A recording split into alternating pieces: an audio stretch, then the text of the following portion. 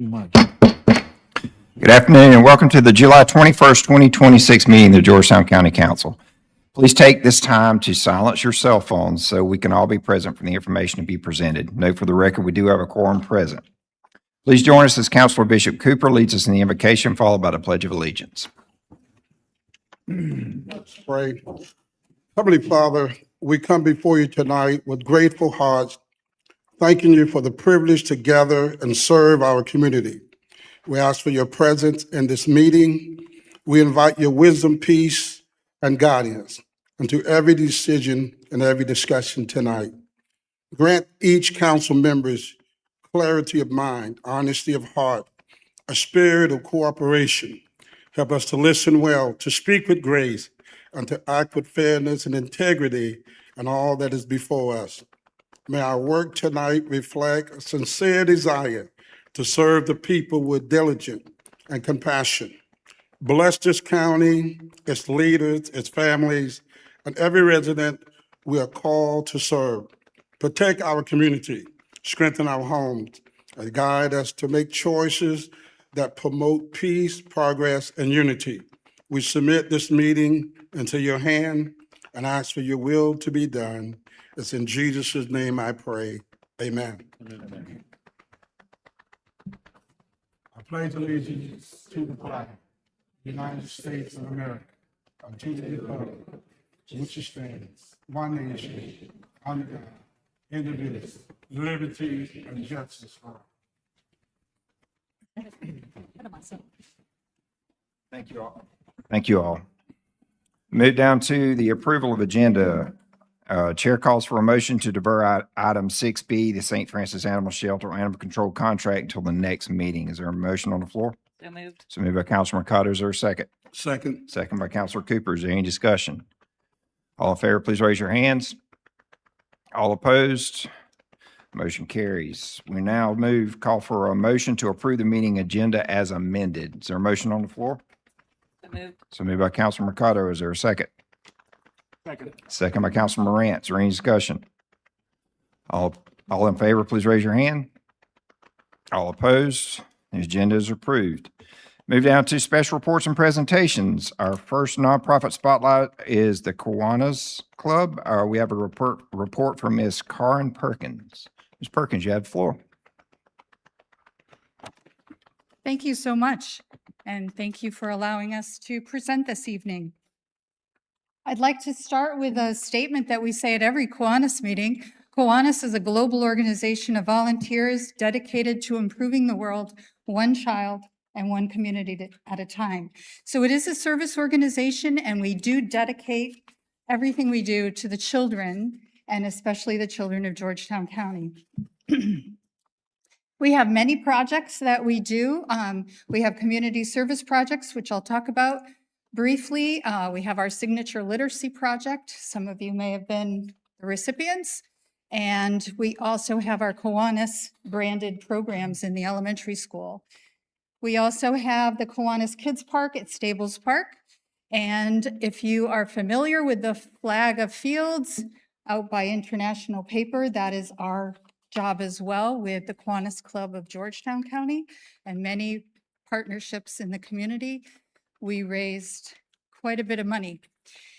The first thing that I would like to talk about is our literacy project. That we consider our signature project.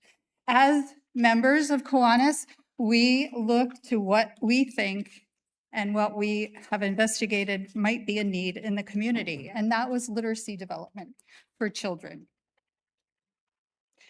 And so what we did was we started giving books away. We started with one school, we added a few more schools until we give 3 books away every school year to all pre-K through 3rd grade. And these are the schools.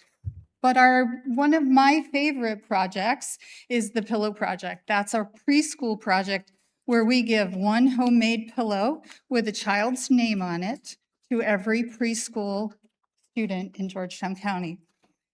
With 3 books. We just feel that that is so important, is to develop that love of reading. We also have a newer project called the Reading Challenge, And we've gone into Maryville School and Waccamaw Elementary School. We've chosen a grade level with the permission of the principals and challenged those students to read. And we provide the incentives, the pizza party, the bicycles at the end, so that children find out that reading is really exciting. It's all about hands-on books. Next slide, please. We have a couple other service projects that we do. One is that we provide stuffed animals to the Georgetown County Sheriff's Department. Once a year, they visit our club and we present them with trunks full of stuffed animals. We also clean up Sandy Island Road once a month when it's not 100 degrees, and we collect Pop Tops for Ronald McDonald House. Those are melted down. The funds are used for the Ronald McDonald House Ministries. Yes, sir. So we also read to students. We go to Waccamaw Elementary School once a month with the permission of the principal and the library media specialist. We go into classrooms and read to students. Kiwanis is most famous for its branded programs, and we are very proud to say that we have many here in Georgetown County. One is the Action Club, that's spelled action with a K, and that is Kiwanis Club for adults with disabilities. Very, very pleased about that particular program. We also have a Key Club at Waccamaw High School, very successful, and we started 2 K-Kids programs, one at Waccamaw Elementary School and one at the intermediate school. And then we also help support the terrific kids at Waccamaw Elementary School by working with the guidance counselor. I talked about the Stables Park Playground. We're very excited that we received funding from the Bunnell Foundation this year, and we've expanded our offering at the park, and we have 3 new elements. We have that musical element that you see there on the slide, as well as a handicapped accessible swing and a little spin around thing. But what we're most excited about is this. This is the Story Walk. The Story Walk is a set of 20 display cases, and they'll be placed by the end of September at Stables Park, and those will represent an entire story. We'll change those out once a month. There's an activity for parents to read, and some of our stories will be bilingual to help represent the population of Georgetown County. I talked about the Field of Honor. The Field of Honor recognizes the sacrifices that are made by our first responders and our veterans, and we have many partnerships who help support that funding. This year, we were able to give away 11 $1,500 scholarships to students in Georgetown County. That's a huge accomplishment. We're very pleased about that. So how do we get all that money? Well, one is the Field of Honor, but also we can participate in Palmetto Giving Day, which is a thrill. This year, we raised 96% of our goal. And we have a little pancake supper with a silent auction every spring at Eggs Up Grill and Polly's. And finally, what I really would like to share with you is, what do our kids feel about being in Kiwanis? Now, K-Kids for Kids is all about a Kiwanis Club, for children. And they run their own club. They decide what their fundraiser will be, and they decide how they'll spend their money and what service projects they will lead. Same with Key Club, same with Action Club. But these children, if you could play the video, will explain what they do. If you have any questions after, feel free to ask. Thank you so much.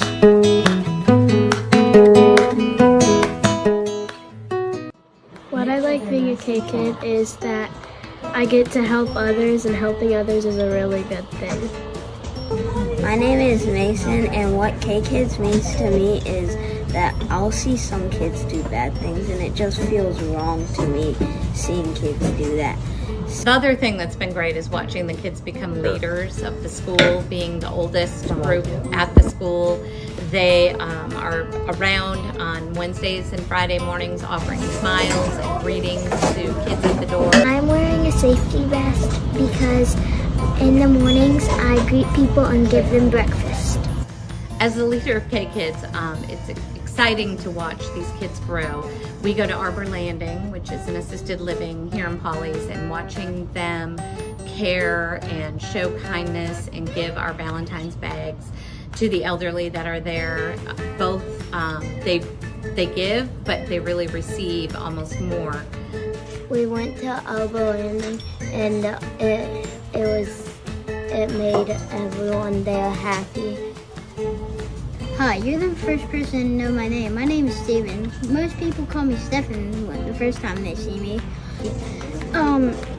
I joined K-Kids because I wanted to help other kids have smiles, and I want them to feel better, and one day I want the world to be a better place.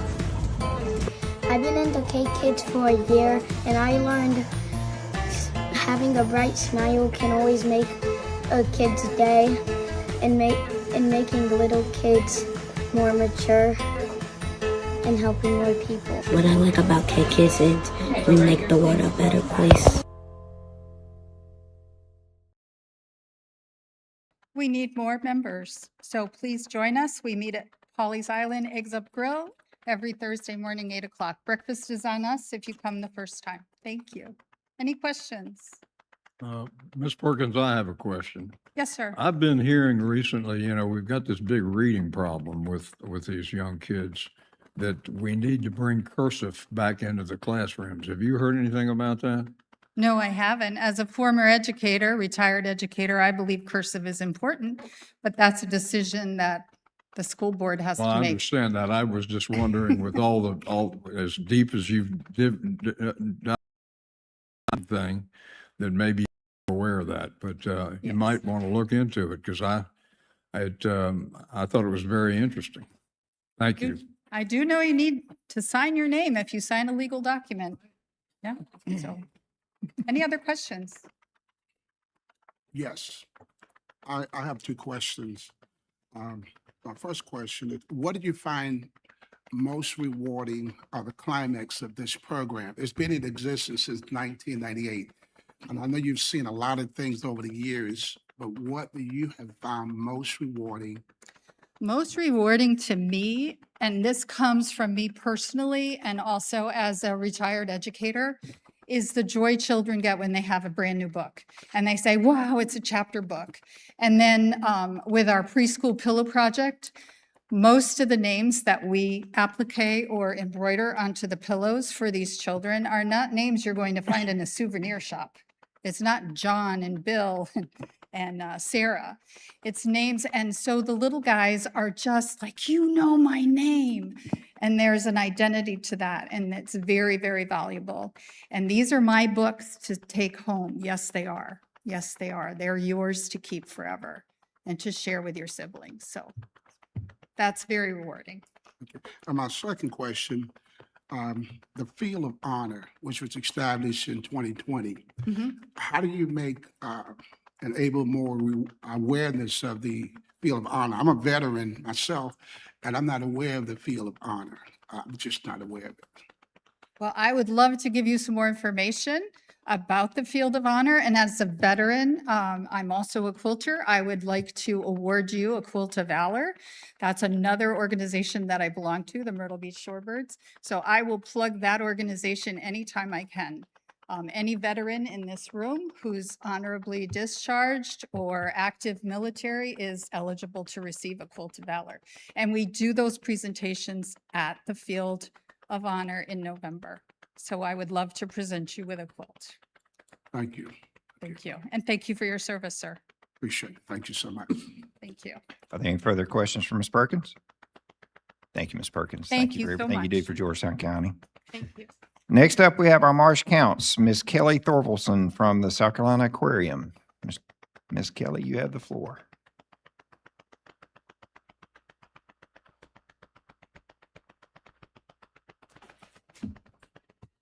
Good evening, Council. My name is Kelly Thorvalson. I live in Charleston, South Carolina, and but I'm actually from Georgetown. So it's fun being back in this building. My mom worked here for about 25 years ago.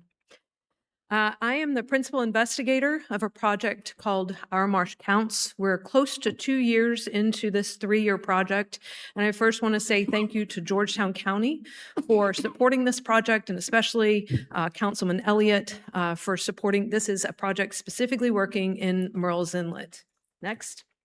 Now, this is a NOAA marine debris grant project. So we were funded to take a deep dive on marine debris reduction in the Murrells Inlet community. It is a coalition grant, which means we work with a coalition of partners. These partners all play a role in making sure these grant activities are taking place. And those are the partners you see here next. And NOAA is our funder. So just a little bit about plastic pollution before I go into the project details. Plastic is being consumed by marine animals from zooplankton, the very basis of the food chain, to whales. It is documented across the globe, including here off of the eastern seaboard. It's coming back in our seafood. There's research in local seafood that microplastics are in oysters and shrimp. And it's in our drinking water, especially plastic bottled drinking water. But if you think it's easy enough to get away from by not eating shrimp or oysters, unfortunately, it's not.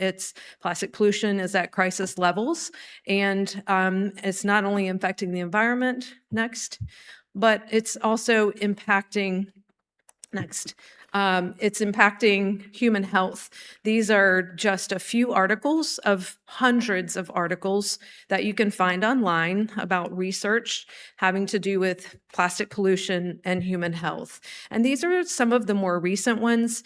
The first studies started coming out in about 2018. So this is information that we're still learning, human impacts from plastic pollution. Next.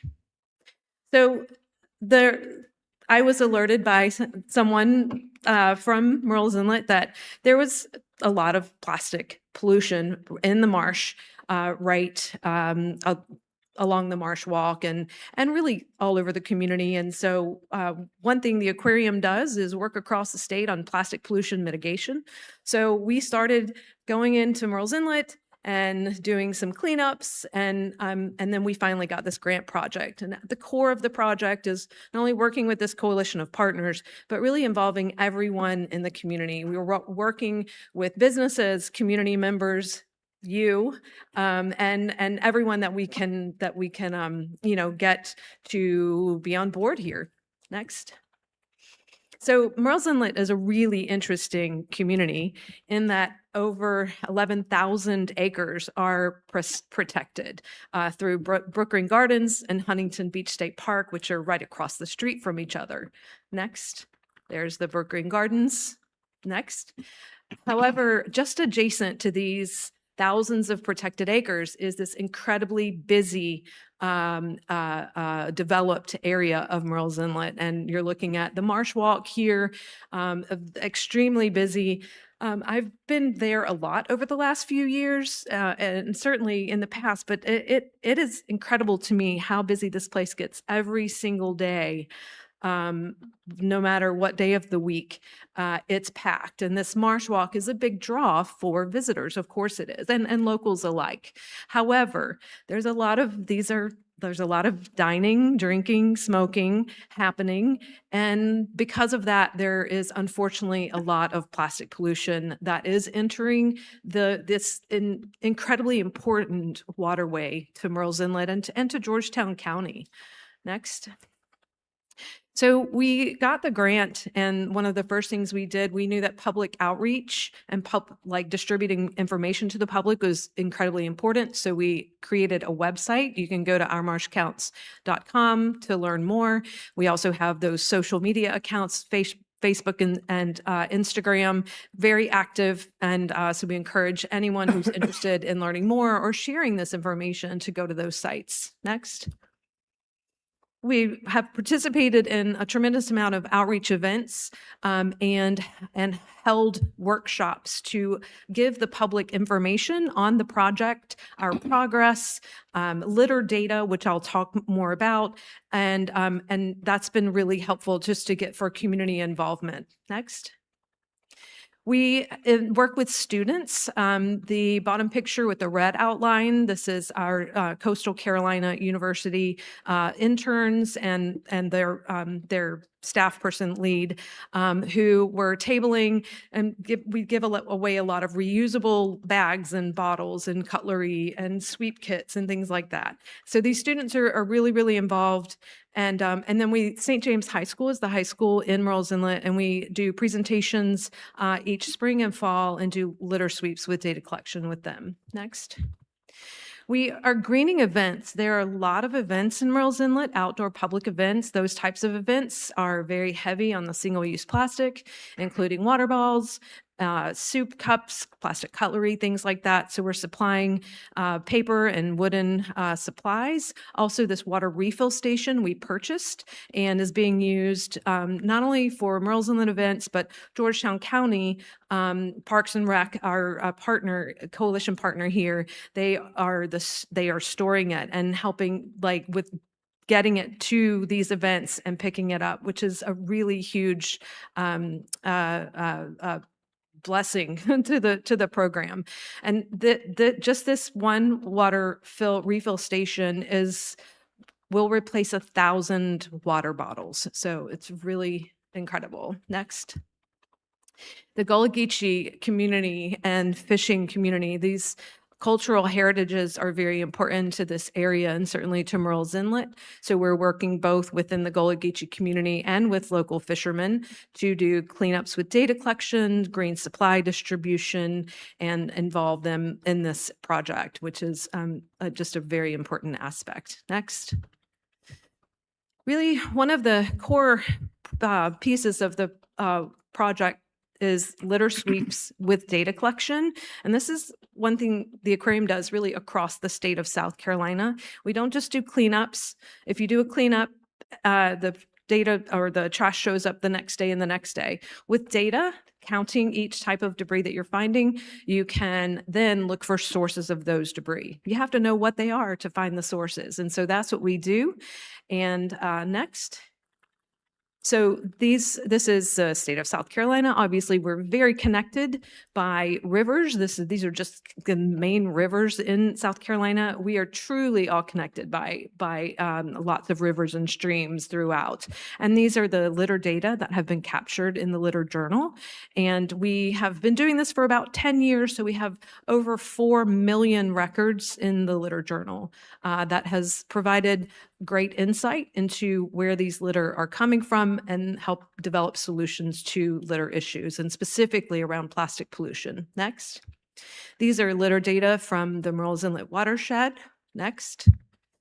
And 2 items are showing up consistently year over year. Cigarette butts, not surprising. It's the most littered debris anywhere you go pretty much in the world, and about 32% on average. But plastic straws show up year over year as the second most common debris. And although a plastic straw may feel like it's not a big deal, when you have thousands, literally thousands of them that are only picked up in 4 or 5 cleanups a year.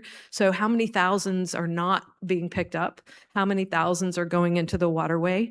And each straw then is going to break down into microplastics, billions of microplastics. So every single piece of plastic out there should be of concern. Next. These are just a few of the photographs that we've taken. In a couple of our litter sweeps, straws are obviously a big issue, straws and cigarette butts really. And these overflowing trash cans is very interesting. I did a talk for the Murrells Inlet Rotary Club today. And after my presentation, one gentleman said he walks the Marsh Walk at 5:30 every morning, and there are trash cans that belong to businesses that are simply overflowing. So that means the litter is on the ground, or the trash is on the ground next to the trash cans. And I know Georgetown County does pick up Marsh Walk trash cans. However, the businesses that are along the Marsh Walk could maybe do a better job of picking up or clearing the trash that these folks are leaving at night. If a gust of wind comes or rainstorm comes, these debris are going right into the water, literally across the fence. Next. This is just a little more data. Yeah, I'll just go to that one. So from 2022 to 2025, over almost 55,000 pieces of debris were picked up in Murrells Inlet. The top 10 debris made up 80%, which is almost 44,000. And most of those debris, the ones highlighted in yellow, are plastics, including cigarettes. Cigarettes have a plastic filter, basically. It's like, you know, your clothes. Often they're made from petroleum-based plastics. Next. So in 2014, the Murrells, a group of management organizations created the Murrells Inlet Watershed Plan, and one of the recommendations within that plan is to create an inlet-friendly business program, and identified various best business practices, including the use of environmentally friendly products. And so we have, as part of this project, created a draft. Next. A draft of the Inlet Friendly Business Guide, and we have distributed that to almost all of the food and beverage businesses. That's our first target. We'll create another guide that we'll be distributing to non-food and beverage businesses, but this is where a lot of the debris that we're finding in these cleanups is coming from, so that's our first angle.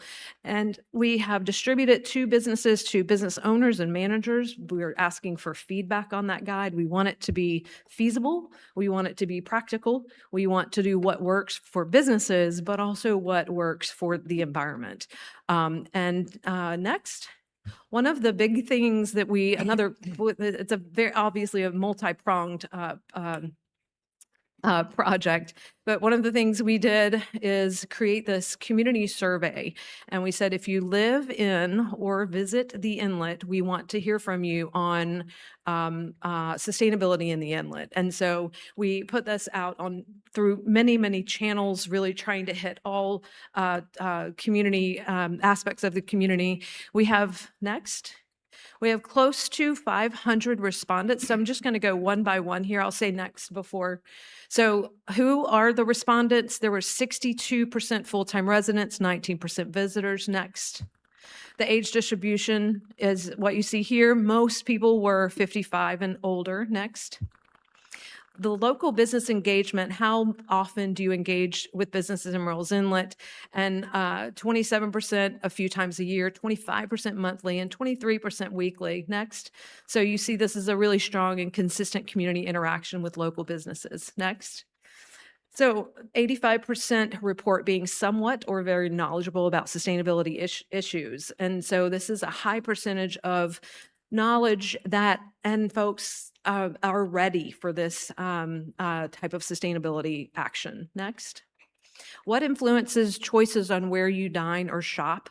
And they're listed here with their percentages. People are looking for sustainability. And this is something like working in this kind of plastic pollution world. We are learning that more and more people, that as the issues that these products and certain things are causing, especially when it comes to our health, our children's health, our grandchildren's health, people want more sustainable businesses. Next. We asked about, would you support policy to reduce single-use plastics? And 77% were in support of policies, only 8 opposed, and the rest were neutral. Next. That means there is strong backing for public sustainability-focused initiatives. We asked if people would be willing to pay more for increased sustainability in these businesses. 57% agree or strongly agree that they would, even if the prices were higher. 24% were neutral. This is over 80%, you guys, that are in agreement with this, which really shows you the affinity towards wanting more sustainable options where they are eating and drinking and spending their money, really. Next. So that is all I have. Oh, I did want to mention, I don't know that Georgetown County or the municipalities within is necessarily ready for policy. However, and you may be familiar with this, but Charleston County and all the municipalities within, except for North Charleston, they have bans on retail plastic bags, all food and drink styrofoam, because styrene is literally a carcinogen and should not be used for food and drinks. They do straws and cutlery upon request. And then Edisto and Colleton County has the same ban. Beaufort County has the same ban. So a lot of coastal communities have been really taking this on for 10 or more years. We are working with businesses. We cannot put this on the consumer. It's entirely too challenging to shop or dine and constantly ask for no plastic. It's impossible. And that's what we've been doing for a long time. The next level up is our businesses, and that's where we're working. The next level is our local government, and then our state government and federal government, right? It would be great if some of this stuff were banned at the federal level. However, that's not going to happen anytime soon. I would like for you all to consider putting some policies in place to limit what is really, really damaging not only the natural environment, the people that you are here to protect. Thank you. Happy to answer questions. I have a question for you, young lady. Has our county asked for any of this, the bans that these other counties have already done so that we could not have to reinvent the wheel? So the counties and the municipalities, they are absolutely happy to share the policies. There are hardship clauses. There are lots of exceptions, like for the retail bags, for dry cleaning, seafood restaurants, right? So there are a lot of effort and thought has been put into these, and yes, we can share those with you. And it's interesting, Charleston County, the municipalities took it on, and then the county passed it to kind of fill in the gaps where there is no municipal government. Thank you. And then Beaufort County is slightly different. The county passes it, and then they tell their municipalities to work together to each pass. And so it can be done in different ways. And I'm certainly happy to help facilitate anything you might need for that. You said you'd been working with Councilman Elliott, I think, on this stuff. Clint, are you aware of that? Have you been looking at any of those other? We've been looking at some of it. The part of the problem that we're getting kickback from are the restaurants.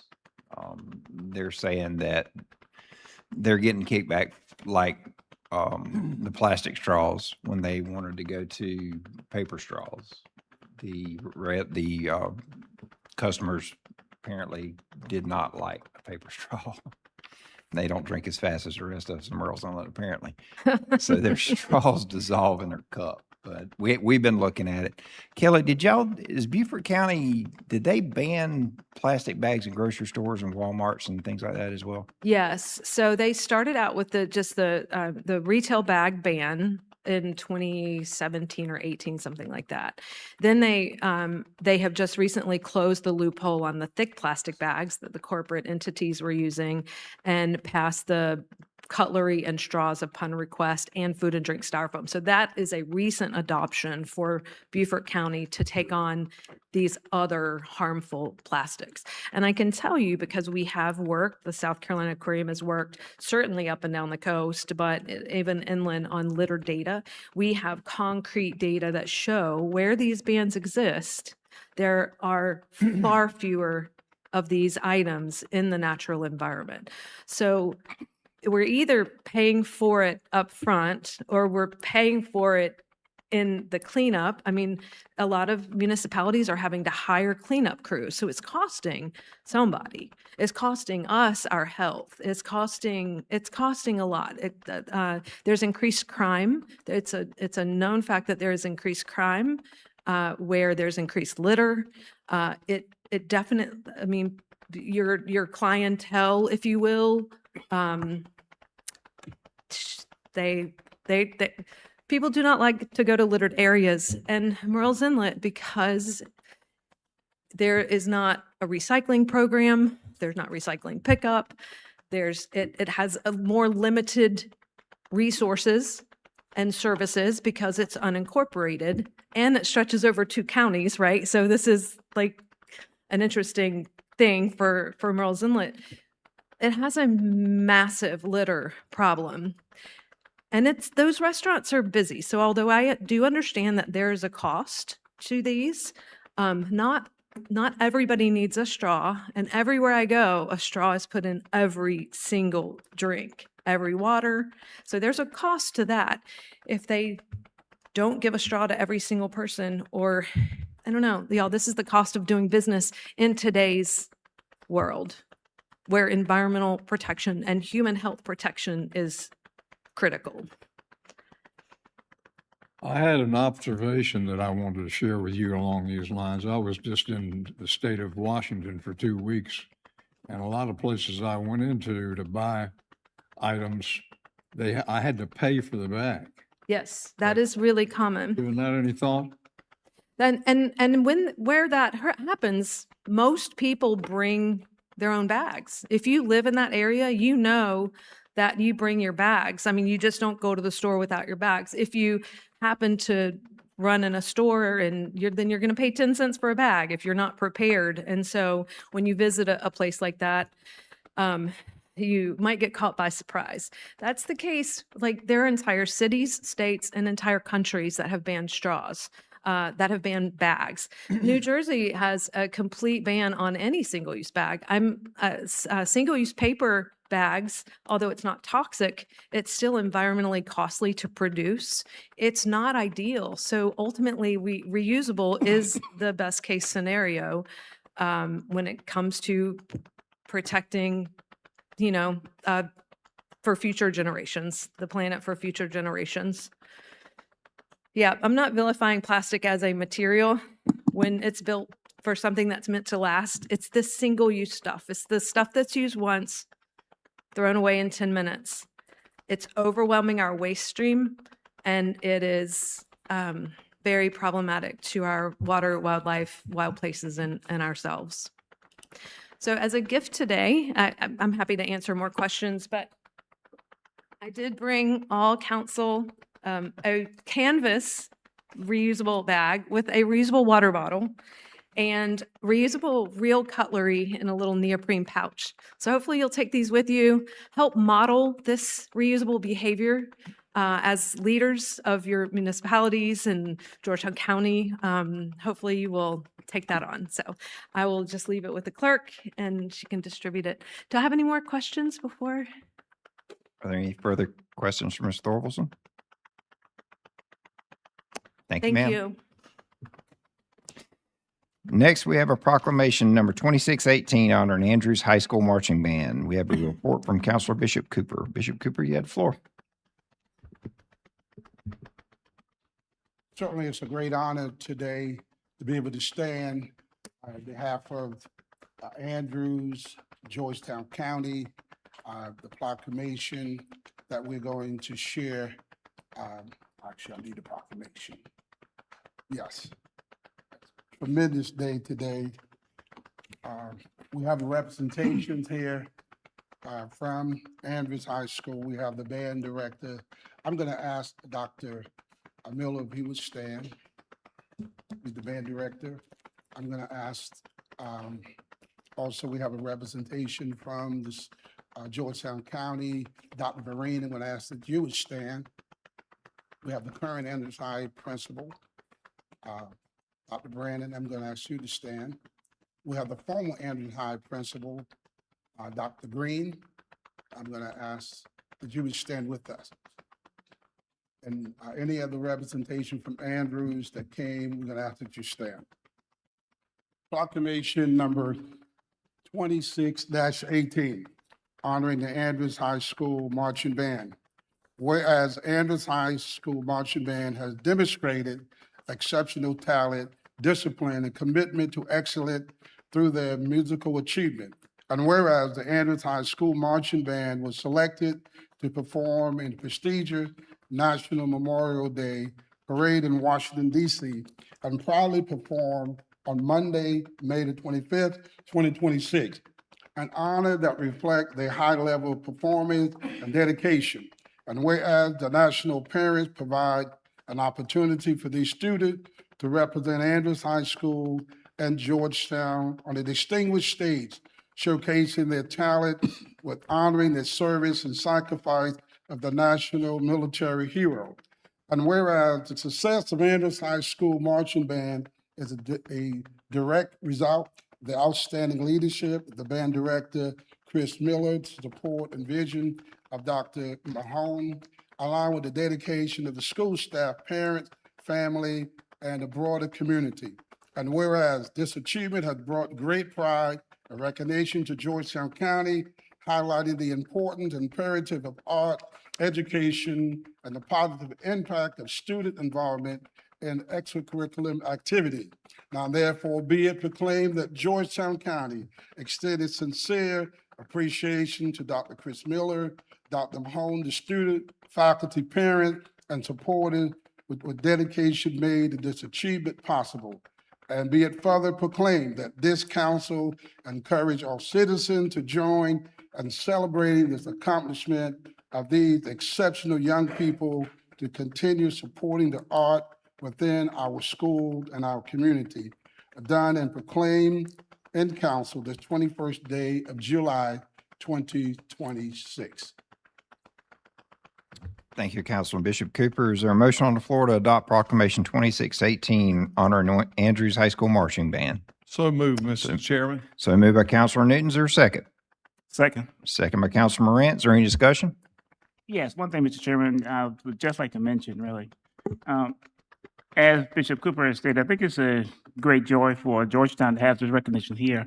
And really, we appreciate the vision of our school board, and especially our superintendent, for seeing the vision to understand that education extends beyond the concrete building per se, and to allow them to exercise their talent throughout the country. So I think it's a great joy to Georgetown. I think it's a great plus to Georgetown County School Board and Georgetown County Superintendent for having the vision and supporting the students to participate in these type of activities. So kudos goes out to the school district and the superintendent also for allowing students to participate as they have done. Thank you all. Also wanted to make note that the Georgetown County Board has a meeting tonight. That's why they are not here in attendance tonight. Is there any further discussion? Hearing none, all in favor of Proclamation 2618, please raise your hand. All opposed? Proclamation passes.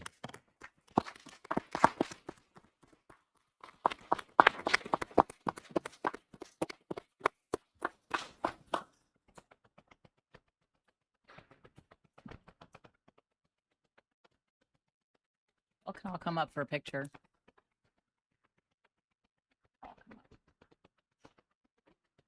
Get the kids in there.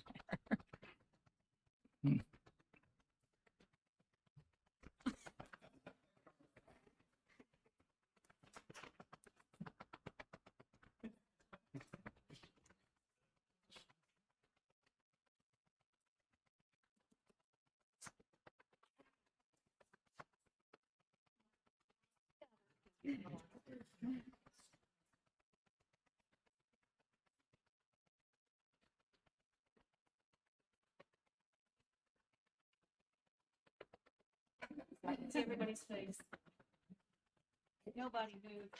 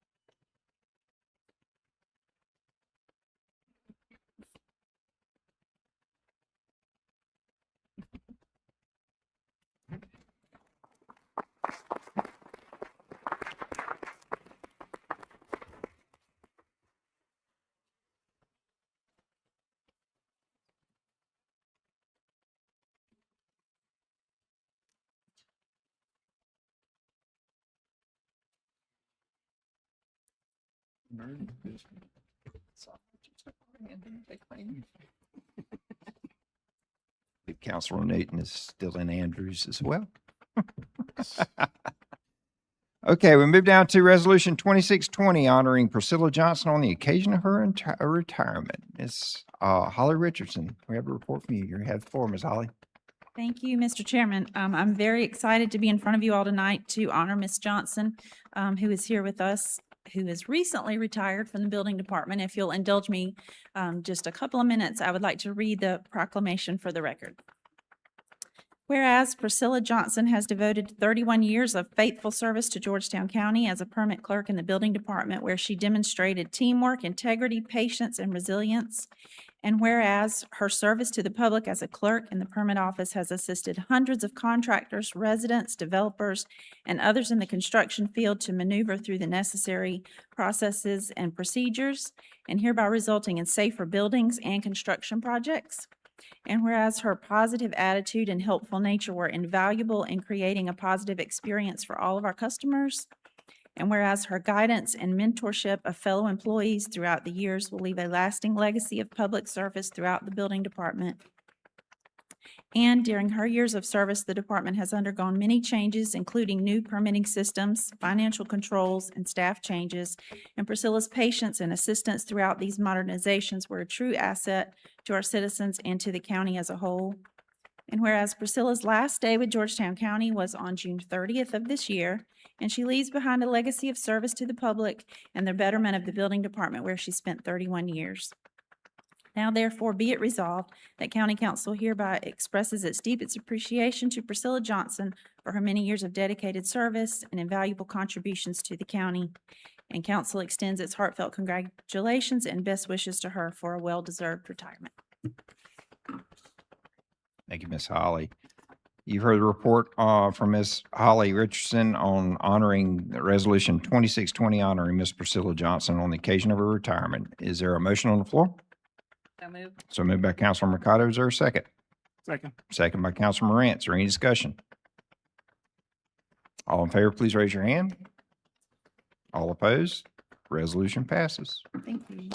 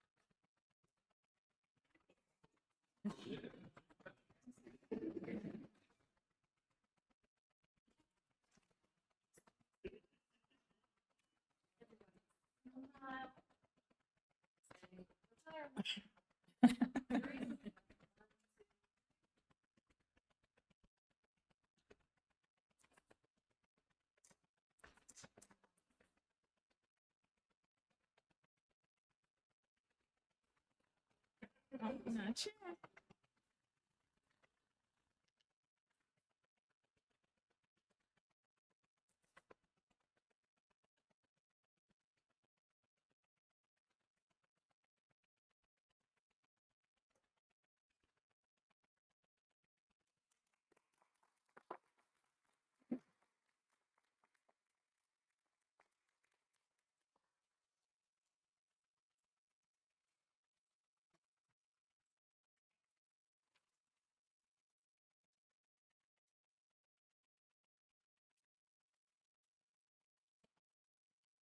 Thank you, Ms. Johnson. I can tell you your presence is already being missed.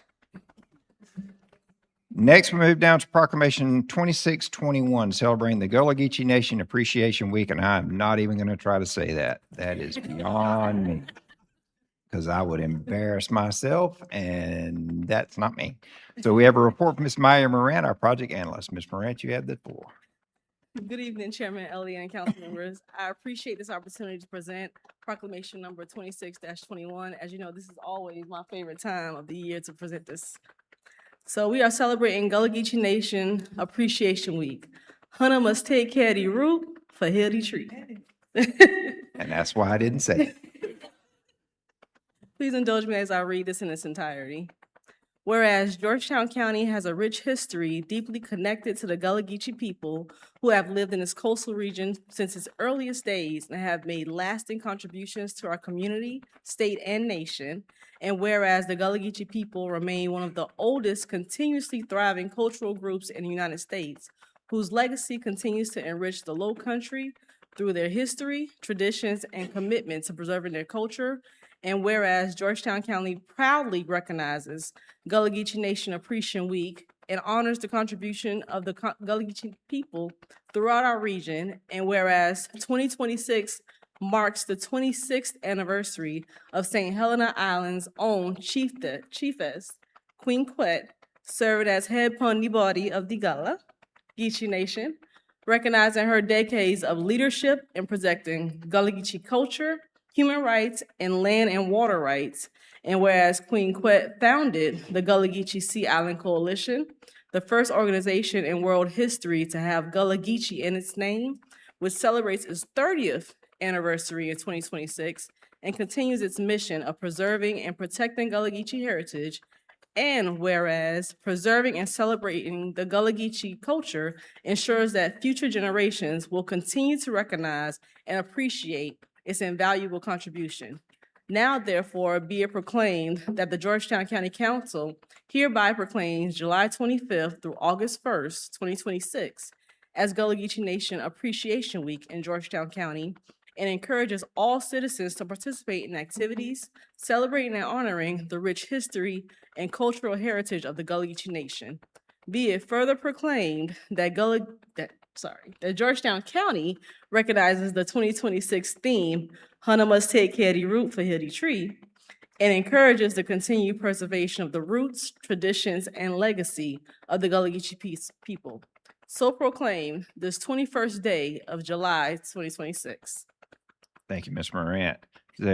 You've heard a report on Proclamation 2621 celebrating the Gullah Geechee Nation Appreciation Week. Is there a motion on the floor? Yes, Mr. Chairman, I move for adoption of proclamation number 26-21. Thank you, Councilor Morant. Is there a second? Second? Second by Councilor Anderson. Is there any discussion? Hearing none, all in favor, please raise your hand. All opposed? Proclamation passes.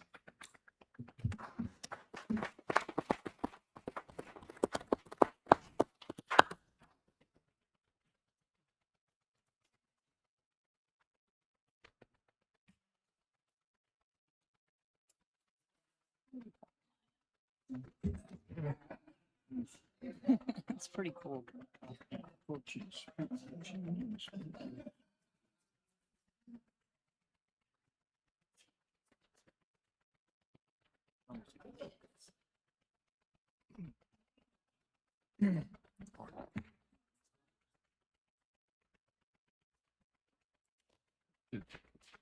job.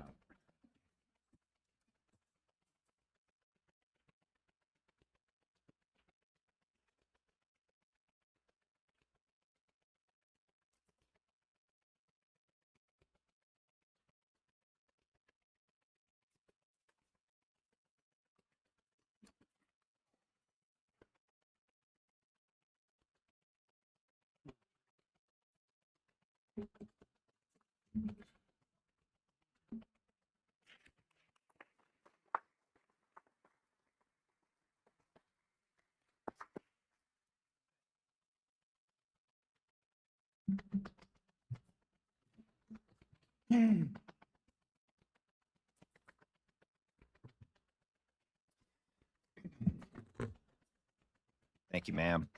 Next, move down to Proclamation 2622, Emergency Management Awareness Month. Oh. Yep, Queenie, you want to speak? Surely. Come on. So glad if I did get one more again this evening and thing like that. And your partner over there, from Brother Morant, you should have helped the chairman out. How honey ain't letting him put cracky teeth like that yet. Okay. So glad to be back in Georgetown. So I don't blame you, Chairman. I'm gonna blame Brother Morant. He should have taught you some Gullah before I got here. I'll leave the bishop out of this. This Brother Morant fault. He been there too long, not for cracky teeth like this. Okay, so I'm so happy to be back here with all of you and to be a part of the celebration again this year with all of you. And this is the first time I think that this has been the same week that we launched that I've come here to get the proclamation. So I would greatly appreciate y'all following me back down the creek because on Friday, interestingly enough, this was so appropriate. When I looked at the agenda and I saw the March discussion, I said, Kwame, oh, I can't wait to hear that. Had no idea that one of my partners, Kelly, was presenting that. And so another project that we collaborate with the South Carolina Aquarium on is our Gullah Geechee Create project. And Create stands for Coastal Removal Engaging Artists Through the Environment. This year, we are doing a pre-Gullah Geechee Family Day event on Friday at Penn Center, 6 o'clock, so that you'll get to meet the artists. And what they've done is African-American and Gullah Geechee artists from throughout the state, but mostly on our coast, we have done cleanups and then they upcycle the debris into artwork pieces. And so they will not only display some of the pieces, but we'll be auctioning pieces as well on Friday evening. And then on Saturday from noon to 3, across the campus from the Dr. York Bailey Museum is the Frizzell Community House at Penn Center. And so we will have Gullah Geechee Family Day, so come boots on the ground, ready to get down and things like that. We got to have good thing for Nampon down there and plenty of music and fun and the whole family getting together again this year. And so I'm so happy that Georgetown has been one of the towns that has participated in over a decade of this celebration. And always during that week, we encourage people to come up here and in particular to go to the Gullah Museum and then to be able to participate in some of the other activities. So hopefully next year we can have something even bigger that happens here. I see y'all doing a lot of new things happening as I come across the bridge. So I'm looking forward to seeing what's to come that will continue to celebrate who we are right here in Georgetown County, South Kakalaki. So thank y'all once again. Peace, love, and blessings. And I'm about to take this ride back down the coast. So much love to y'all. Y'all have a great evening. I look forward to seeing y'all this weekend down in Beaufort County, where yes, we have banned those plastics and we're trying to clean up the rest. Peace, love, and blessings, y'all.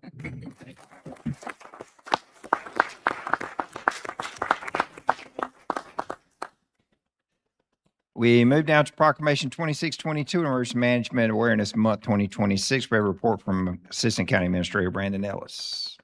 Good evening, Chairman Elliott, members of council. I'm going to read an abbreviated version of this one since this is one about my departments. It's my honor to be here for Proclamation 2622 this evening. This proclamation designates August 2026 as Emergency Management Awareness Month in Georgetown County.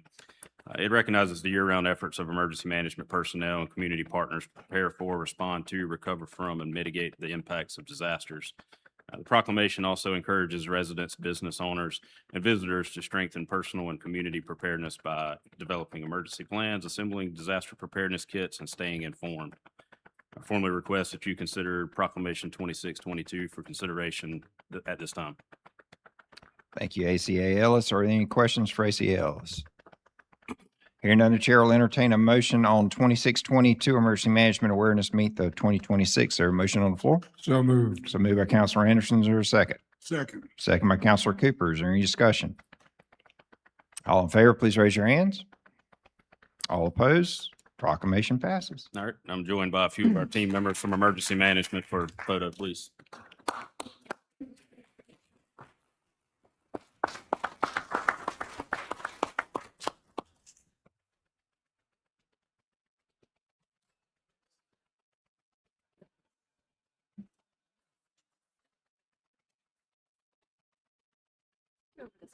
Somebody's got to come on this side. I can't put the chair over there.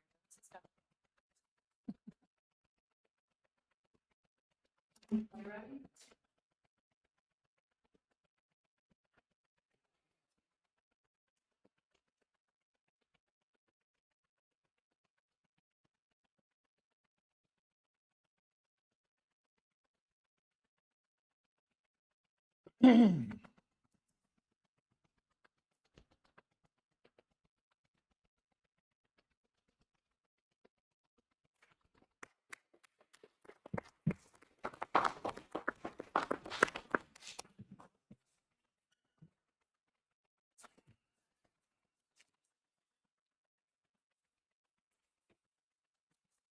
Next, we have Proclamation 2623 honoring the 100th anniversary of the Women's Convention of the Jerusalem Missionary Baptist and Educational Association.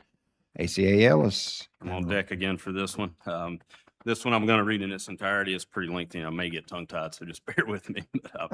Proclamation 2623 honoring the 100th anniversary of the Women's Convention of the Jerusalem Missionary Baptist and Educational Association. Whereas the Women's Convention of the Jerusalem Missionary Baptist and Educational Association proudly celebrates its 100th year, marking a century of faithful service, Christian leadership, and unwavering commitment to God's work since its founding in 1926. And whereas guiding by its vision, privileged to serve, the Women's Convention has remained steadfast in its founding mission of serving others, promoting Christian education, and advancing evangelism inspired by Scripture.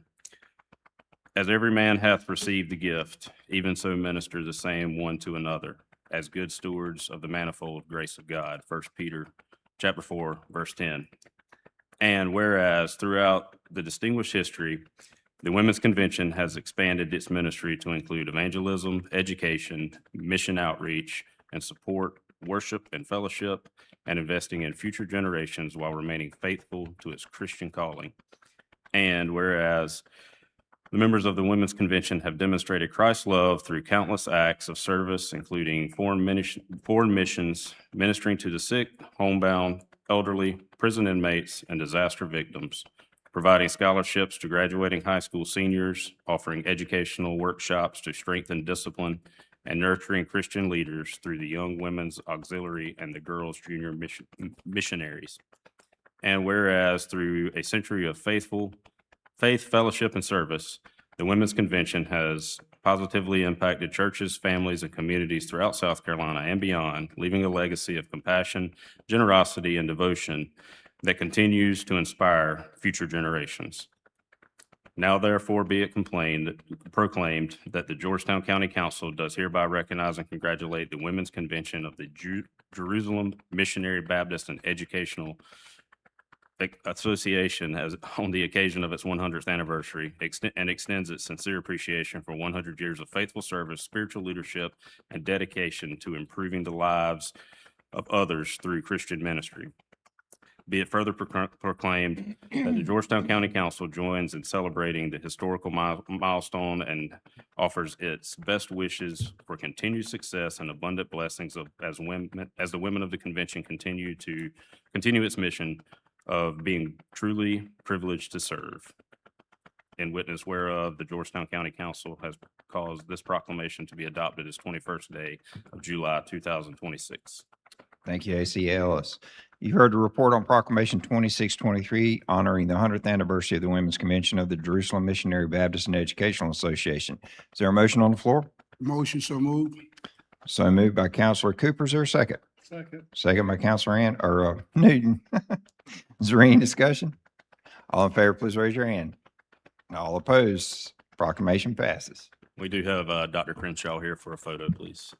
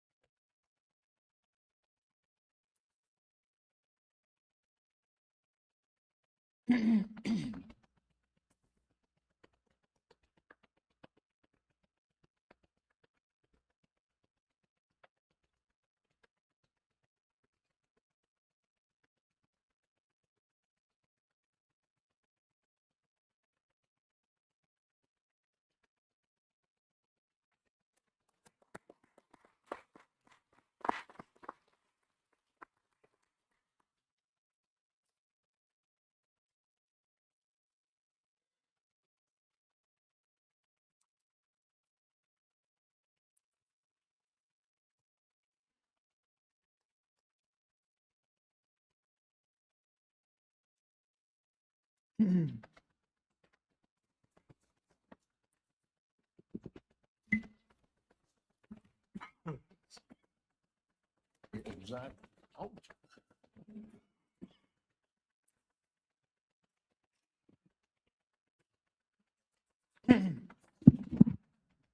right, thank you very much. We certainly want to acknowledge and thank the council for acknowledging us. At first, when I was asked by our moderator, Mr. Jason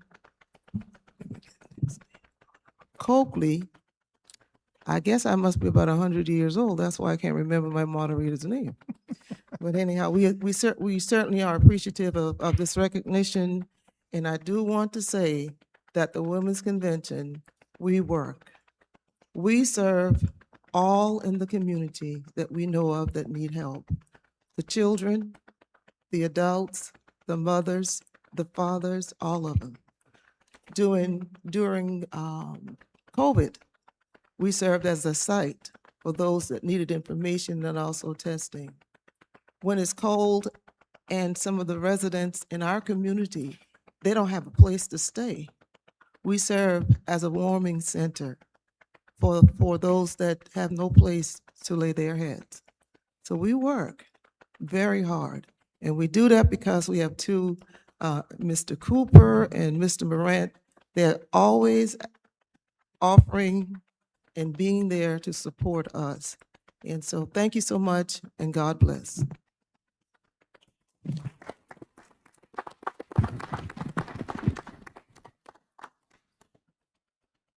Thank you, ma'am, and thank you for everything you ladies do for Georgetown County. Okay, moving right along, we move down to our public comment section. The public comment period is included on each meeting agenda and shall be limited to 30 minutes. Each speaker will be limited to 3 minutes, and no speaker may yield his or her allotted time to another speaker. Timer is provided on the screen, and at the end of your time, please wrap up your comments promptly. While speaking, please be sure to address council only and refrain from personal attacks. Council will not respond to any questions during this period. While a speaker has the floor, the public will respect the speaker and allow them their time to address council. Members of the public who wish to address council during the public input period should sign up with the clerk to council before the meeting. Madam Clerk, are there any speakers for tonight's meeting? Yes, Mr. Chairman, we have one speaker, and that's Mr. Dan Stacy. Good evening. It will not be 3 minutes. Myself, Ashley, our project manager, and John, our engineer, are here for item 9A. I know you're going to have first reading, but if you did have any questions, we are here. We had a planning commission meeting on this and received a unanimous recommendation of approval with no public opposition or comment. So when you get to that item, if you need us, we are here. Otherwise, we'll see you for second reading, unless you have questions tonight. Thank you. Thank you. That's our final speaker. Thank you, madam. Move down to the consent agenda. Note, one item on the consent agenda has previously been approved via the agenda approval process. Task order number 12 to contract number 24-048, non-engineered road repair, resurfacing, sealing, marking and drainage IDIQ. Jacob D. Smith, Public Works Director, recommends approval of the task order number 12 as quoted by Coastal Asphalt LLC for a total of $103,425. Item 6B has been deferred until the next meeting. Move down to resolutions, proclamations. Resolution 2619, a resolution approving and authorizing a local option sales tax pursuant code 4-10-10, estimated ETSQ, and all necessary acts and matters related thereto as may be required under South Carolina law. We have a report from Attorney Jay Watson. Attorney Thank you, Watson, you have the floor. Thank you, Mr. Chairman. This resolution is to establish and authorize the staff, the county administrator and staff is necessary to move forward with a loss tax. It does not establish a loss. I just want to be clear about that. This would not implement it. It would simply authorize us to move forward, and that matter would later come back before council for an ordinance. Thank you, Attorney Watson. Are there any questions for Attorney Watson on proclamation or resolution 2619? Hearing none, the chair will entertain a motion on resolution 2619, a resolution approving and authorizing a local option sales tax pursuant to SC code 4-10-10 E2 SQ and all necessary acts and matters related thereto as may be required under South Carolina law. Is there a motion on the floor? So moved by Councilor McCutter. Is there a second? Second. Second by Councilor Newton. Is there any discussion? All in favor, please raise your hand. All opposed? Proclamation or resolution passes. Move down to second reading of ordinances. Ordinance number 2619, authorizing and approving an amendment to the existing agreement for development of joint county industrial and business park by and between Georgetown County, South Carolina and Williamsburg County, South Carolina, as amended to provide for an extended term for inclusion of property in the park and providing for other related matters, SR Georgetown LLC. We have a report from Ms. Kelly Robertson-Slager, our Economic Director. Ms. Kelly, you have the floor. Good evening, Chairman Elliott and members of County Council. Before you tonight for second reading is ordinance number 26-19. This ordinance authorizes an amendment to the existing multi-county industrial and business park agreement between Georgetown County and Williamsburg County as it relates to Silicon Ranch project identified in the ordinance as SR Georgetown LLC. Silicon Ranch is making a significant renewable energy investment in Georgetown County. Phase 1 of the project is complete and operational. Phase 2 is currently under construction, remains on schedule, and continues to move forward as planned. The project property has already been approved for inclusion in the existing multi-county industrial park. This ordinance does not add any new project or additional property to the park. The purpose of this amendment is to extend the term of the existing multi-county industrial park from 35 years to 60 years from its original effective date of October 23rd, 2018. The extension will allow the project property to remain within the multi-county industrial park for the full anticipated term of the county's economic development agreements with the company. It will also support the continued collection and distribution of fee in lieu of tax revenues generated by the project. The ordinance authorizes the council chair, county administrator, clerk to council, and other appropriate county officials to execute any additional documents necessary to complete the amendment. Williamsburg County must also approve a companion ordinance before this amendment is finalized. This action supports an active project that is also already producing results in Georgetown County. Phase 1 is operational. Phase 2 is progressing on time, and the project will provide continued revenue to the county over the term of the agreement. The Department of Economic Development is in support of approving ordinance 26-19, and I'm happy to answer any questions that you may have. Thank you, Ms. Robertson-Slager. Are there any questions for Ms. Robertson-Slager on ordinance 2619? I have a question. What was the extension? It was from to, give me those two dates again. So the extension would be from the original multi-county industrial park, which was October 23rd, 2018. Okay, but then there was an end date and now we're gonna Extend it. move that out. What was the end Correct. date? The original, and I don't have the date here in front of you, but Oh, the just the original date was years, all I 35 need. years from 2018, and Okay. we're extending it out, so it's 60 years from 2018. 60 years. And what's the reason for that? That is so we can be able to collect the full amount of our FILO agreement, because we had two FILO agreements. We had the original one for phase 1, and council approved a second FILO for phase 2. This just extends the time, so that way we're able to collect during the entire time of both of those FILO agreements. And they're in series, is that correct? That's correct. Okay. Why is Williamsburg, remind me, it's been a long time, why is Williamsburg County involved in this? This is totally in Georgetown County. Sure. So how multi-county industrial parks work, or sometimes you'll hear MCIP as the acronym, how they work, they are allowed through state legislation. And if you establish a multi-county industrial park, where the home county that the project is located in, so in this case, the home county is Georgetown County. Right. By establishing a multi-county industrial park, you partner with another jurisdiction, another county within the state of South Carolina.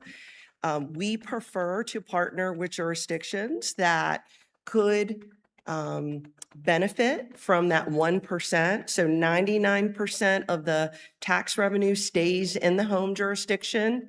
1% is shared with our partner jurisdiction. So in this case, it is Williamsburg County. We try, when we work and, bring these forward to you for consideration, is to try to work with other local county jurisdictions that we believe truly could benefit from that 1%. And in this case, the decision was Williamsburg County. And I understand all of that. But where I'm still struggling is what do they bring to the table, Williamsburg County, in this particular thing, other than taking a 1% share? There's got to be, isn't it a financial thing that the reason we do this? It's how the state legislature structures it. I don't know, Jay, if you Kelly, want to we got, jump in. Yes. don't we have to do that just in order to be able to use the FILO?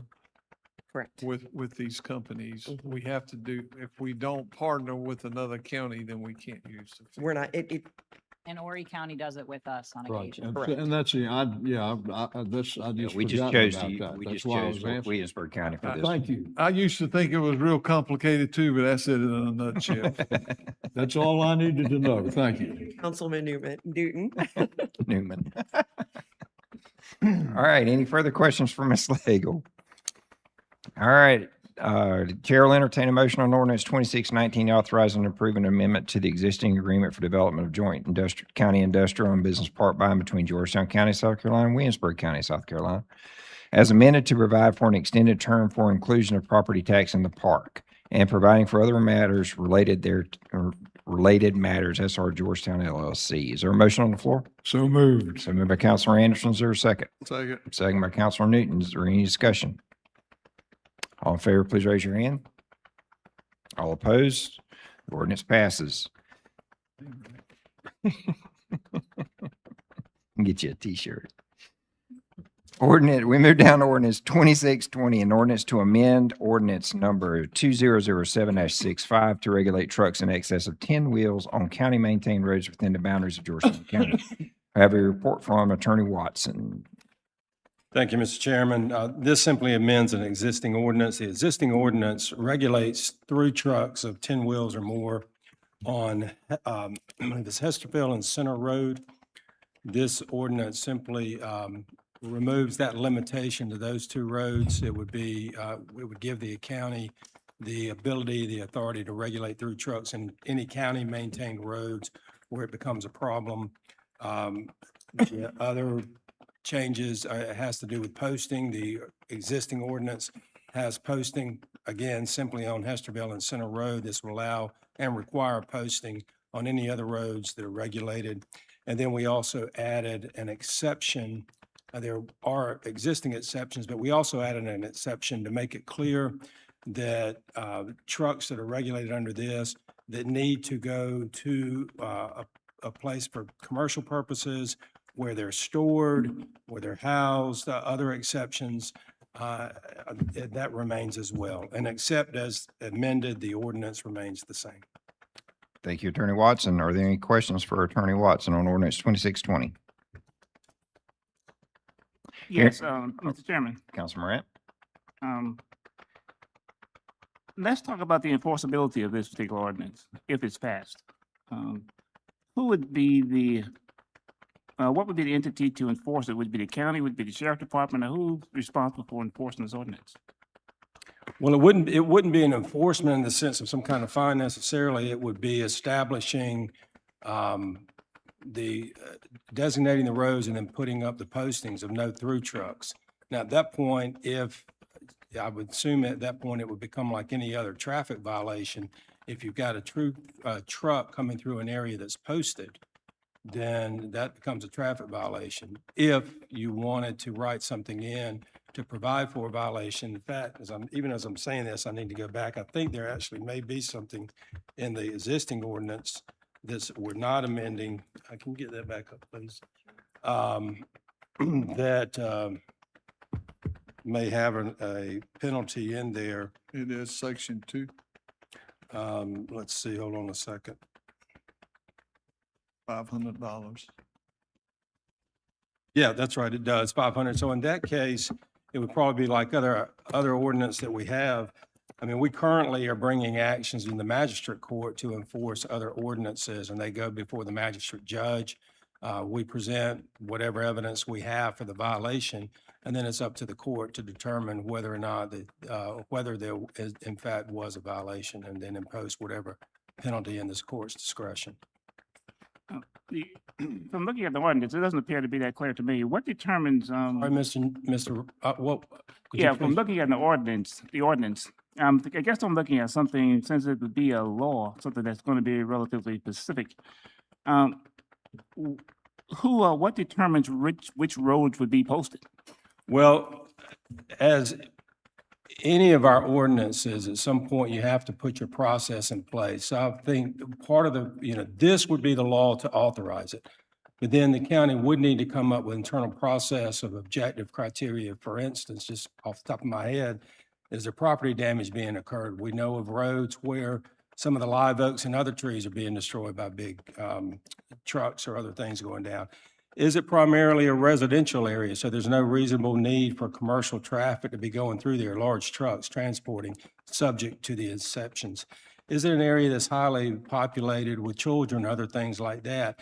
Is there a commercial need for the trucks to be going through there? There's any number of objective criteria that can be established so that if you get a report from a community complaining of trucks, then like other zoning or any other things that we have to enforce, and that we go, in fact, I'm going tomorrow on 3 cases to court, and you look at them, staff goes out, looks at them and sees, are these violations of the criteria that we've set up pursuant to whatever ordinance it falls under?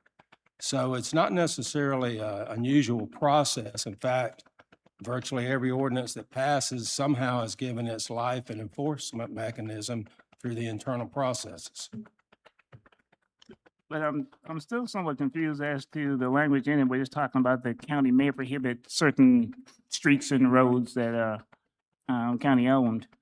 You know, for it to be an ordinance, it seemed to me to be a little more specific so the residents would know concisely what roads to avoid. So if someone comes up and complain about it, then all of a sudden you go out and inspect and see whether the complaint is valid and then make a decision to post that particular road. Is that how this will work? Right, because you might get a complaint because one person, for whatever reason, got agitated that day, but when you look into it, there's really not and you look at it based on whatever criteria has been established, you determine that there's not a need to post this road. But if there is, and you find, yes, there is a problem here, then you post it, no through trucks. And then at that point, if it continues, that's when you begin with your enforcement mechanisms. I mean, again, note the issues you're raising are issues that would currently exist under this ordinance, but only apply to 2 roads. What we're saying now is that if other roads in the county have the same problems that the 2 roads currently being governed presented, that the county has some mechanism whereby it could also seek some remedy for those other roads. Every issue that's being discussed right now is an issue that the county's already had to look at and consider with regard to Hesterville and Center Road. So there's nothing new in that. We simply are this would simply allow the county to address problems elsewhere if they present themselves. Right now, there's nothing if the county's got a problem.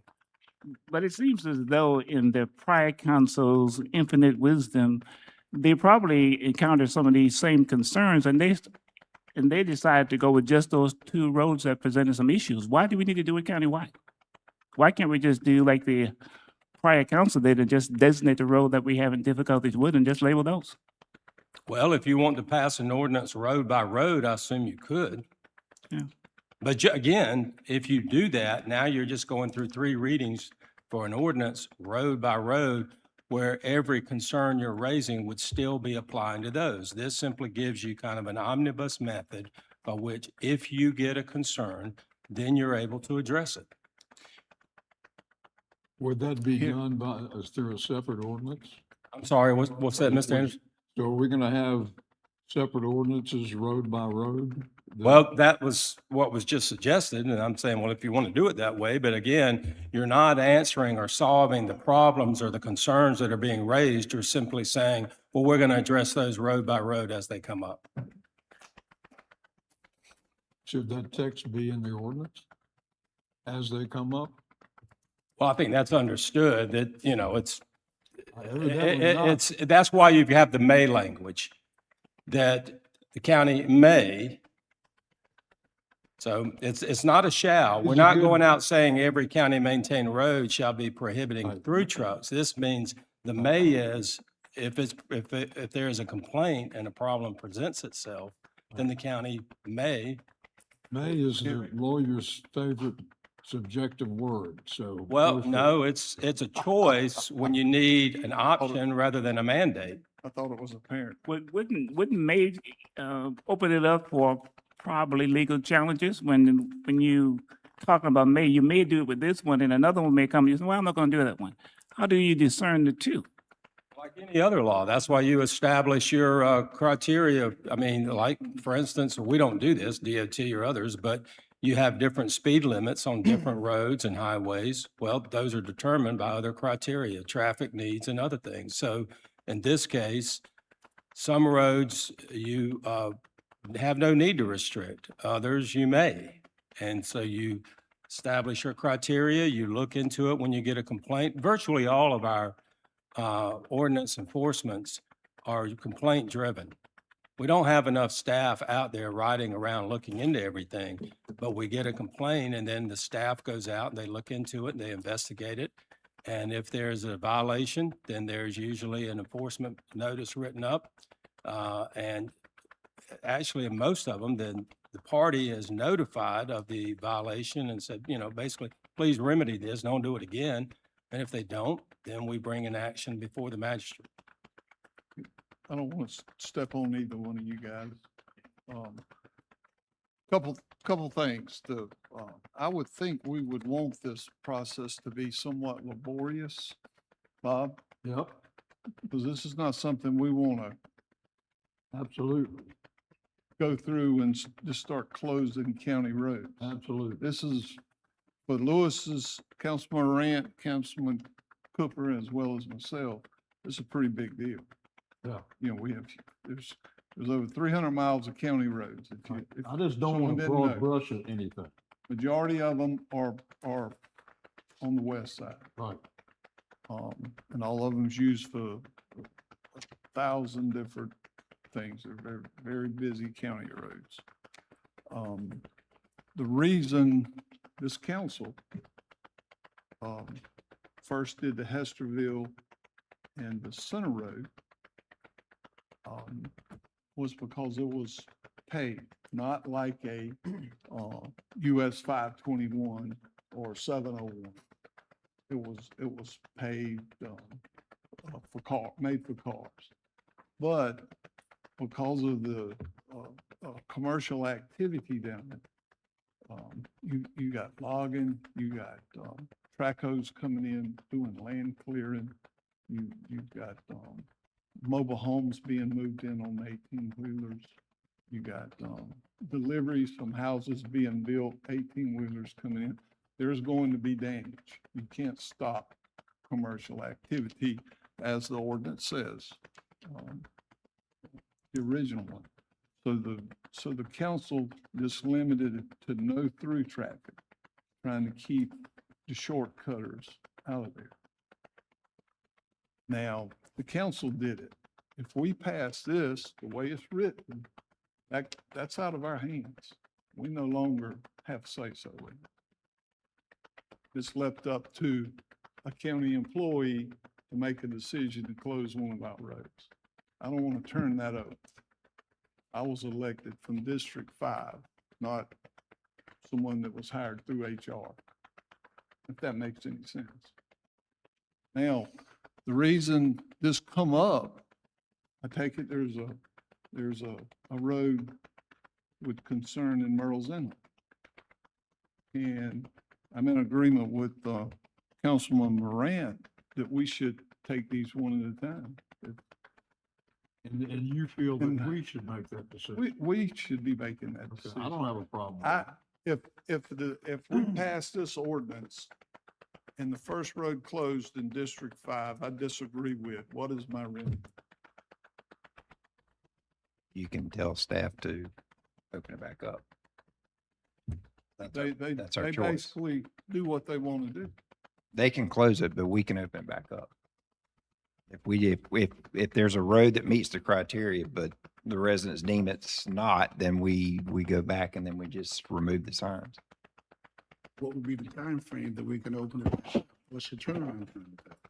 It wouldn't have to come to council. You just contact whoever, or Carla's divisioner, and just say XYZ road does not need to be closed, so let's go out there and remove those signs. So that one council member's overriding the vote of this council. No, they're overriding staff's decision to close that road. We're just trying to provide an avenue for it came up in my district where there's a turntable road. It's a cut-through road for a lot of trucks. A lot of people go through there. The same was for Myrtle's Inlet Road. Myrtle's Inlet Road was actually a state road, and I requested DOT to stop trucks from going through there because the box trucks were hitting the oak trees and tearing the limbs off. Plus, they were going through there a little fast. They're using it as a cut-through road. Same way when the turntable road, they're using it as a cut-through road. It's not necessary. There's other ways they can get to it wherever they need to be. They just simply use that road, and it's a residential road. So this gives us the option that I can call Carla and say, hey, we're meeting with Turntable Road folks. They want that road closed. You guys can go out there and close that road down. And then if the residents decide, hey, we don't really want it closed, then we go back and say, hey, they don't want it closed anymore, take the signs back down. That's all this is. Like you already did your work on that, we could do that Turntable Road just as we did Center and Hesterville Road. This is not something I don't think needs to be turned loose. Before you know it, we got a dozen county roads and our phones are ringing off the hook from irate citizens that are paying taxes on those closed roads. Let me ask this, what if we, put something in the verbiage that said, if need be, the councilman of that district will make that decision? That way, Clint, you know more about this than the rest of us. And that makes it, at least, the leverage will be with the councilman for that area. We could do that. I mean, it would, staff would still have to go out and do an assessment. Absolutely, but the final decision could be made by that particular councilman in District 5 or District 3 or whichever. Louis, I see you down there thinking. No, I disagree And, with that. yeah, I Jay's don't- shaking I his head don't- too. Yeah, that responsibility should not fall upon the council person because we don't have that. I don't think that responsibility should fall upon the council person because first, we're not engineers and we don't have that expertise that the others would need, knowing the necessity for closing that particular street. It's just that it sounds like as though, from what I've been hearing, that, even if council comes back and say, okay, reopen the street, that's a sign of inconsistency. I think with the statute, it has to be consistent. And you can't just do it willy-nilly per se. It has to be somewhat concrete and direct. And then that's the problem that I have with the ordinance. I'm more prone to, if we have to come back and have a lot of complaints that issues going on with certain streets, I don't think it need to be broad-based. I think it just need to be specific to these particular streets because we have too many residents utilizing streets now, and we're consistently taking that right away from them. We have to respect our constituents' rights. And to just go ahead and close down streets because someone comes up and complain about it, I don't think that's the right action to take. There has to be more investigation about it. And we're talking about we may close it or we may not. Who makes that distinction as to which should be done? And I understand you want to establish some objectives as to whether this particular road should be closed or that one should be closed, but I still think it's still too subjective. What if we had a criteria for the whoever is going out and looking at it, to say this meets the criteria to be closed off for through traffic. Mr. Then Chairman, you've this got isn't- something in writing that gives them some direction. And Clint, I think in this case, you could probably draft whatever that language would need to be, the criteria, because you're experiencing this right now, and come up with some criteria that could be placed in the ordinance for staff to follow. Yeah, and an important aspect of this is, Makes sense? it does, but what we're looking at here is commercial traffic, trucks with over 10 wheels. It's not closing it off to all the local traffic. It's simply closing it off to big trucks who, quite frankly, are doing damage to the road. Right. It just gives the county, and there's a list of criteria that would have to be met for that road to be closed. And if the road does not meet that criteria, then staff wouldn't close it. Well, rather than doing it by the number of wheels, whether it's 10 or 12 or 18, do it by the criteria. Is it wrecking the foliage? Is it tearing up the road? Some specific things that they can look at. And if it meets that, we're gonna know that we're okay with it. I'm talking about criteria. And everybody needs to realize 10 wheels, what's 10 wheels? Any dump truck you see out there has 10 wheels. But also your dually trucks pulling goosenecks are 10, 12, some of them 14. Yeah, that's why I'm saying that wheels may not be the right, or the criteria may be what kind of damage it's causing. If it's causing potholes, if it's breaking limbs off, if, what, and I'm just making things up right now, but have a trio of us put together some criteria and come back and with that. I don't want it to get out of hand to where, we have so much commercial traffic going on these county roads, huge amounts of commercial traffic that some of you probably don't realize on the west side of the county. I don't want it to get to a point where we see a deputy sheriff pulling every 10 wheel or above on a county road and take 10, 15 minutes out of that person's day. And they're doing they're legally. Yeah, and I understand that. So let's 15 minutes to what's a the trucker. come up with a criteria and that Very we costly. agree on and. This is the original ordinance, correct, Jay? That was where the 10 wheels came from. Yes, This was the original ordinance. That's where. Correct. The 10 wheels came from working within the ordinance that existed, but, and Mr. Newton's point is well taken. I mean, I think there's some box trucks that don't have 10 wheels that cause damage. And so we certainly can look at that.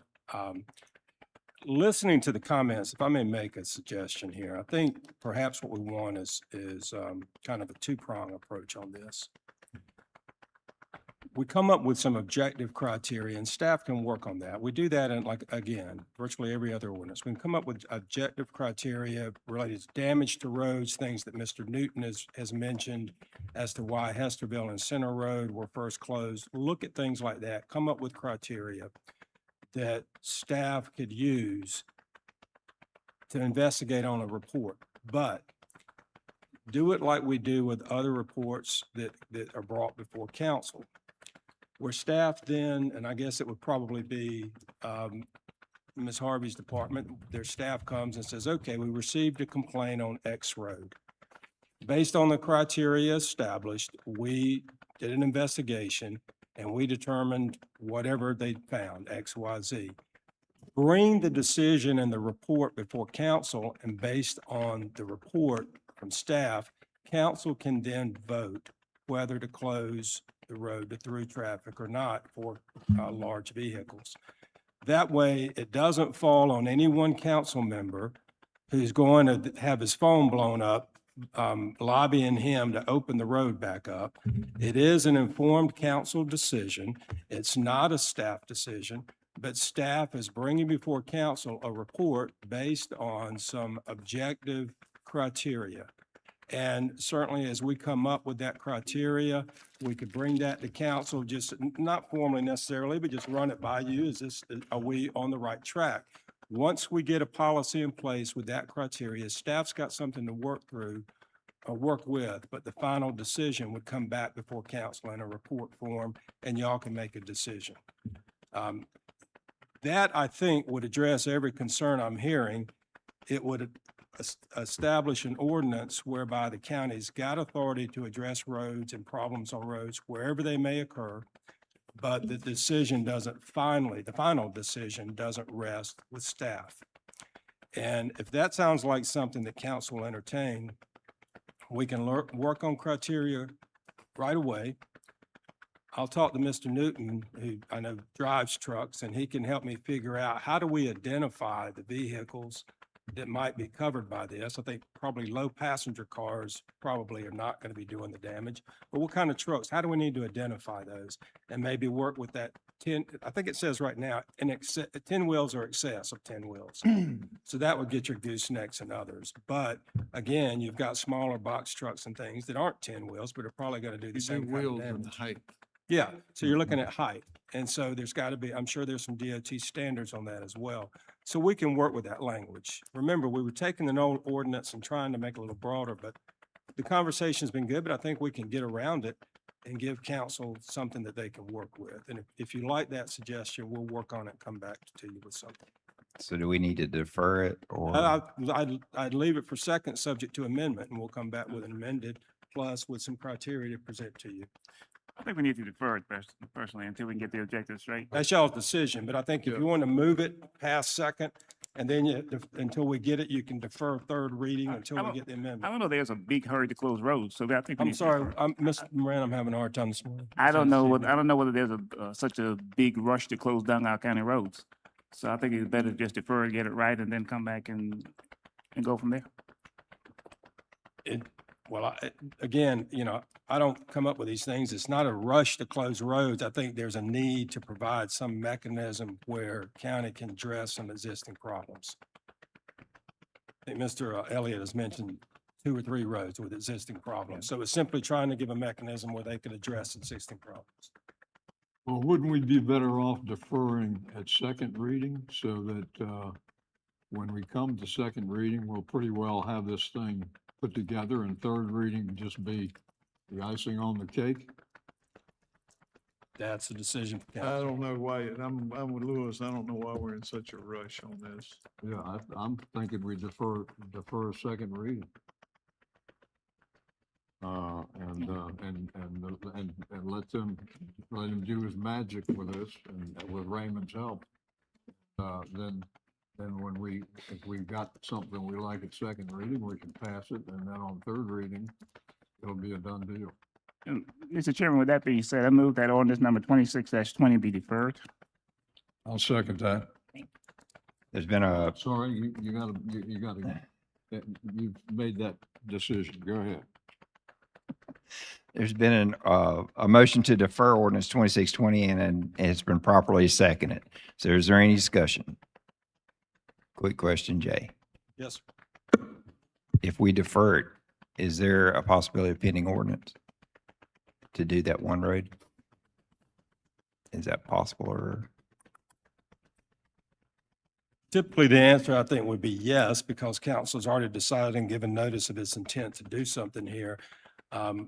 My only hesitation is I'm not quite sure how to read council right now. But I think you could say, we could say yes, but again, I'm not sure what the point of it would be to do, because there's no effect to this really. I mean, to address your existing concerns, there's no effect to it until the road is posted, no through traffic.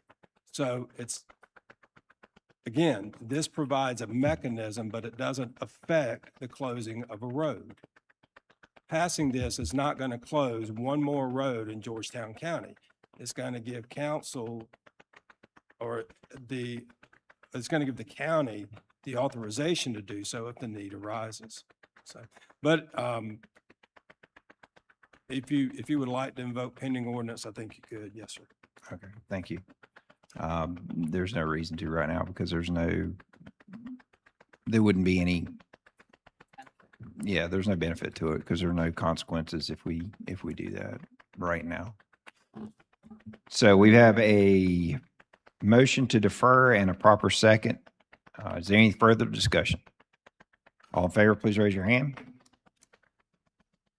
All opposed? The motion is deferred.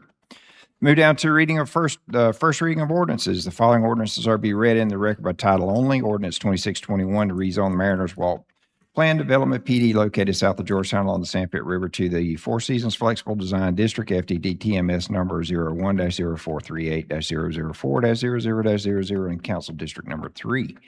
Ordinance 2622, an ordinance to levy and impose a 1 cent local option sales tax within Georgetown County, South Carolina pursuant to Section 4-10-10 ATTRIBUTIONS of the South Carolina Code of Laws, 1976, as amended to define the specific purpose of the tax, to impose conditions and restrictions upon the use of the proceeds of the tax, to provide for a countywide referendum for the imposition of the tax, to provide for the conduct of such referendum, to provide for the administration of the tax and other matters related thereto. Move down to the approval of minutes. Is there a motion on the floor to approve the regular council meeting minutes from June 23rd, 2026? So moved by Councilor Mercado. Is there a second? Second. Second by Councilor Cooper. Any discussion? All in favor, please raise your hand. All opposed? Meetings are approved. Also, we need to back up and do the special council meeting minutes from December the 2nd, 2025. Is there a motion on the floor? So moved. So moved by Councilor Mercado. Is there a second? Second. Second by Councilor Morant. Is there any discussion? All in favor, please raise your hands. All opposed? Meetings are approved. The minutes are approved. Is there any further business that needs to come before council at this time? Yes, Mr. Chairman, I've got something that I want folks to start thinking about, and I'm going to need Mr. Watson's help on this.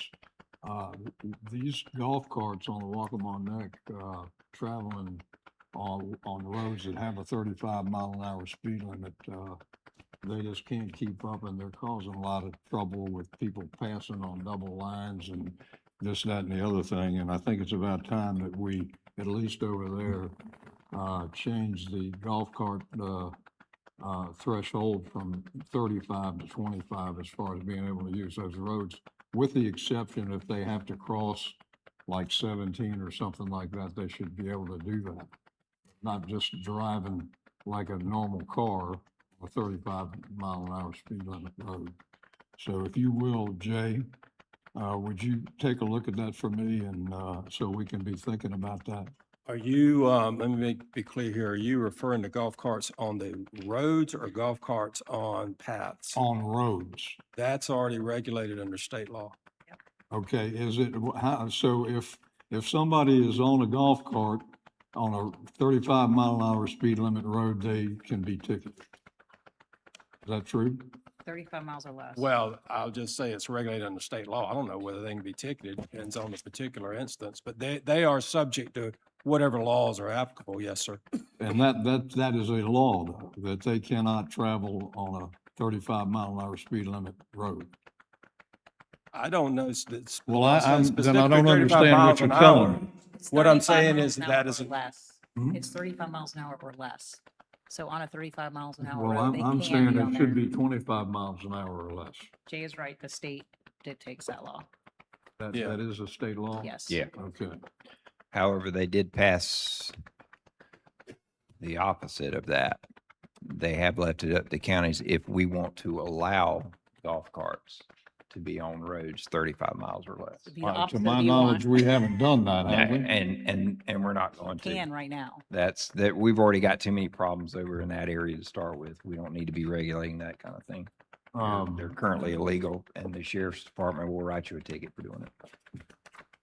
Say that again, please. They're regulated under state law right now. Okay, and so they should not be on a 35-mile-an-hour speed limit road? Technically, they should.